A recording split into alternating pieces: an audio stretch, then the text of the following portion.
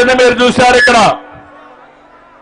ఏం తమ్ముళ్ళు నష్టపోయాడా లేదా అని మిమ్మల్ని అడుగుతున్నా, మీకు సహాయం చేశాడా అని మిమ్మల్ని అడుగుతున్నా.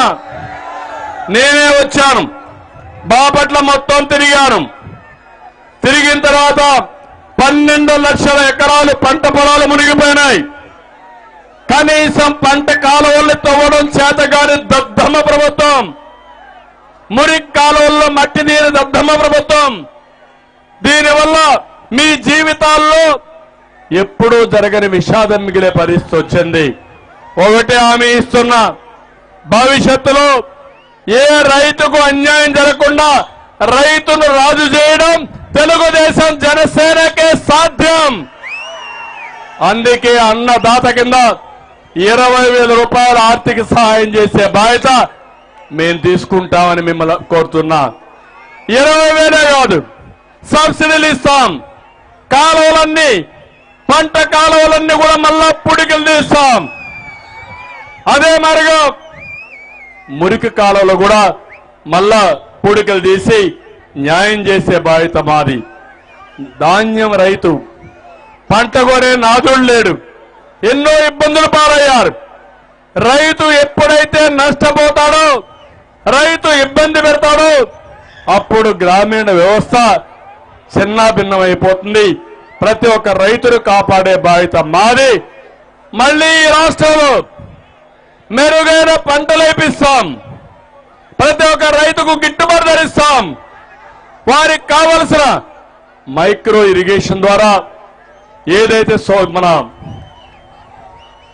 తుంపర్ల సేద్యం, బిందు సేద్యం, వీటికన్నిటి కూడా ప్రాధాన్యత ఇస్తామని చెప్పి నేను మీకు తెలియజేస్తున్నా.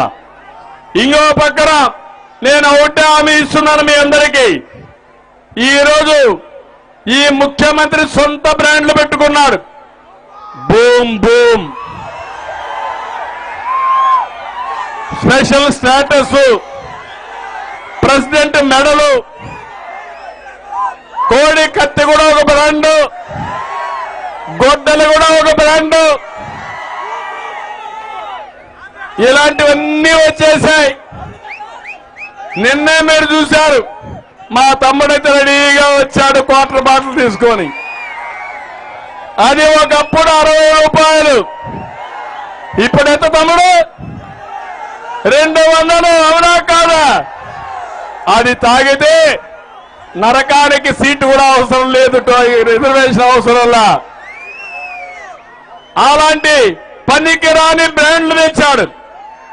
నేను అందుకే హామీ ఇస్తున్నా, భవిష్యత్తులో నాణ్యమైన మద్యం సరఫరా చేసే బాధ్యత, మీ ఆరోగ్యాన్ని కాపాడే బాధ్యత తెలుగుదేశం పార్టీ తీసుకుంటాం. అంతేకాదు, పిచ్చి పిచ్చిగా అవినీతి చేశారు, దోపిడీ చేశారు.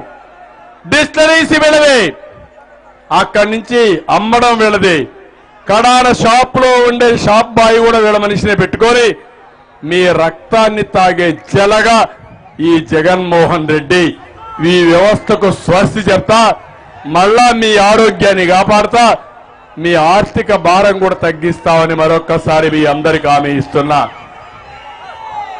అంతేకాకుండా ఇంకో పక్క ఈరోజు మీరు చూస్తున్నారు, 1-2 కాదు, కరెంటు బిల్లులకు అద్దే లేదు. ఒకటి హామీ ఇస్తున్నా, ఈరోజు సోలార్ కరెంట్ వస్తుంది, విండ్ కరెంట్ వస్తా ఉంది. కరెంటు విషయంలో సంస్కరణలు తీసుకొచ్చిన పార్టీ తెలుగుదేశం పార్టీ.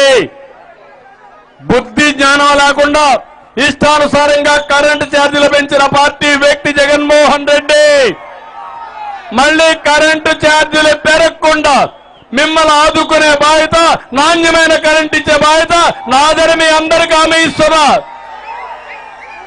ప్రతి ఒక్క ఇంటి దగ్గరనే మీరు కరెంటు ఉత్పత్తి చేసుకున్నట్టుగా మీ పొలంలో ఉండే పంప్ సెట్ దగ్గర నుంచి కరెంటు ఉత్పత్తి చేసుకోవడానికి ఏమేం చేయాలో చేస్తాం.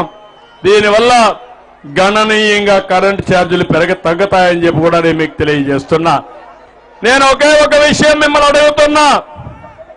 నిన్ననే చూశారు, ముఖ్యమంత్రి ఒక వాలంటీర్స్ మీటింగ్కి వచ్చాడు. ఏం చెప్పాడో చూశారా తమ్ముళ్ళు? మీరు ఏం చెప్పాడు వాలంటీర్స్ మీటింగ్ లో? చొక్కా ఏమన్నాడు?